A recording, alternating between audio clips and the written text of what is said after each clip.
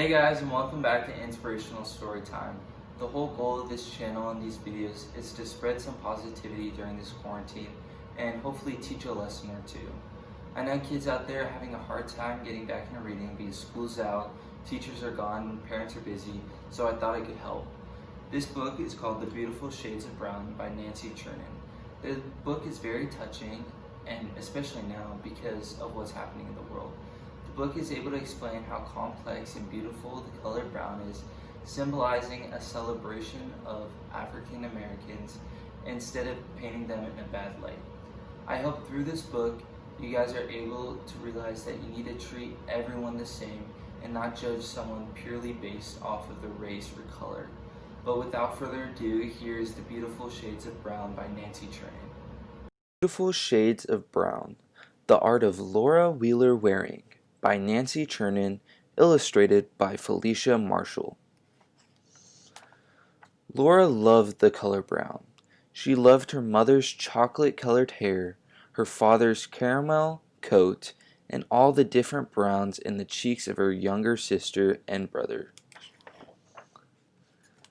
Some languages have 50 words for snow, she thought, swirling her brush in a puddle of chestnut paint. There should be 50 words for brown. It was hard to get each shade right.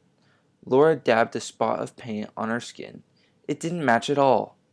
Not until she added some red and yellow. Maybe you didn't see brown in a rainbow, she thought, but brown was a rainbow, with orange and blue, red and green tucked inside, playing hide and seek.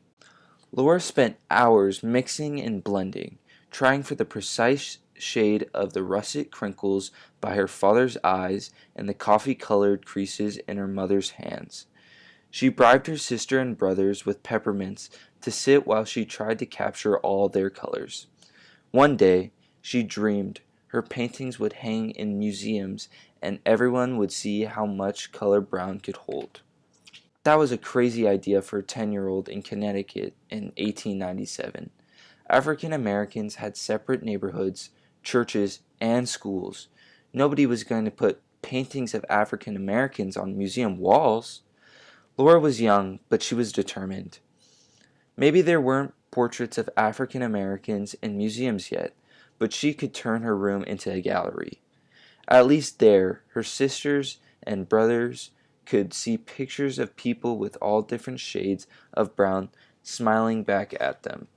All through high school, Laura wanted only one thing: to go to a real art school, a place where she could learn to get the images she saw in her head out onto canvas. She applied to the Pennsylvania Academy of Fine Arts. It was far from home, expensive, and nearly all white. But when she got the acceptance letter, there was no question. Laura would get a job if she had to, but she would go. The academy was a good start, but Laura was hungry to learn more, to be around real artists. Everyone knew there was only one place to study art: Paris. Laura worked hard and won a scholarship.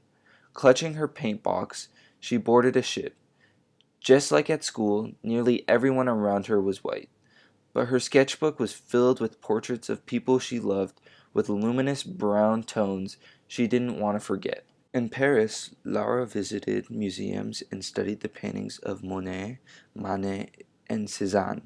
She set up her easel in the Jardin des Palmes and copied the green skin of Lautrec's singers, the blue faces of Matisse's women, the caramel bodies of Gauguin's Tahitians.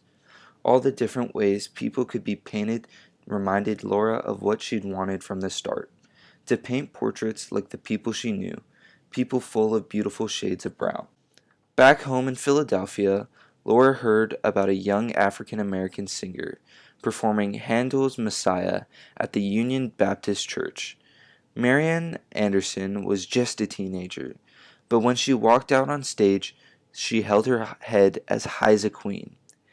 Then Marianne sang, and she didn't sound young at all. Laura's eyes filled with tears. It was as if she was hearing what she had been trying to paint for so long. Marianne's notes rose and danced about her in beautiful shades of brown. One day I'm going to paint Marian Anderson, Laura promised herself. Paris had made Laura's paintings more bold and confident. News spread about the remarkable artist whose subjects breathe on canvas.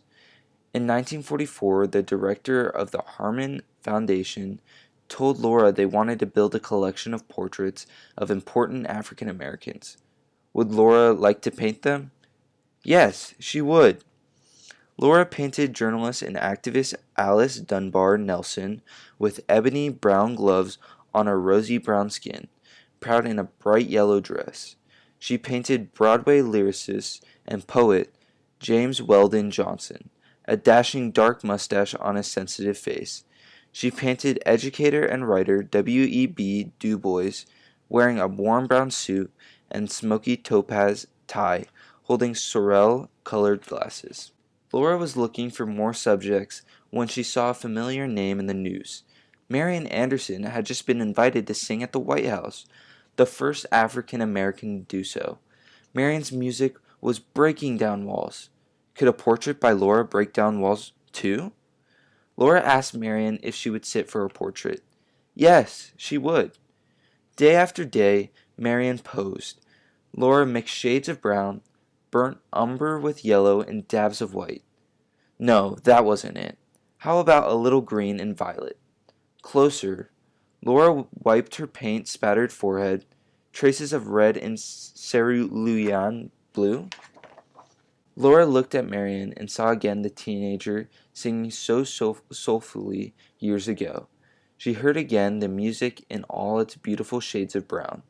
She felt the melody travel down her fingers as she dipped her brush into the paints of her palette and found the exact luminous shade of Marian's beautiful brown skin, her gown, the room. Laura put down her brush. She held her breath as Marian studied the painting, hoping the great singer would see her spirit mirrored there. Marian smiled. Yes, she did. People flocked to see Laura's painting as they traveled around the country. After the tour, the Smithsonian Institution in Washington, D.C. hung Laura's painting in the National Portrait Gallery. Now her portraits weren't hidden in her bedroom, but hung in gilt frames on the walls of a real museum. Now everyone could see the rainbow shining through each tone of brown, and children, like her nieces and nephews, could see faces like theirs and how beautiful they were.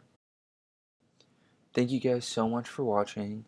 I hope you enjoyed the story and understood the message on how you should never judge someone off of their color or race. Right now, people are doing that to African Americans, and we need to help them. A few things you can do to help is going to protests, posting on social media, and signing online petitions for social reform. Anything will help, so I strongly encourage you guys to act on this.